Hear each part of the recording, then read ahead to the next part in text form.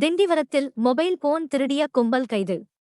திண்டிவனத்தில் பேருந்து ஏற காத்திருந்த முதியவரின் மொபைல் போனை திருடிய ஆந்திரா மாநிலத்தைச் சேர்ந்த 6 பேர் கொண்ட கும்பலை போலீசார் கைது செய்துள்ளனர்.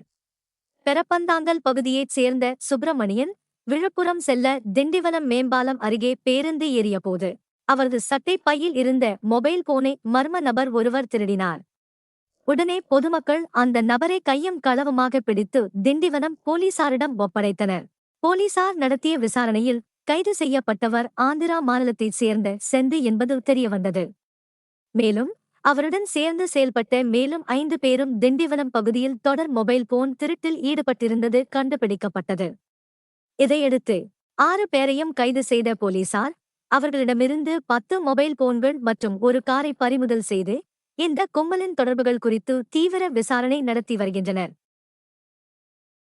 மேலும் செய்திகளுக்கு திண்டிவனம் செய்திகள் சேனலை சப்ஸ்கிரைப் பண்ணுங்க.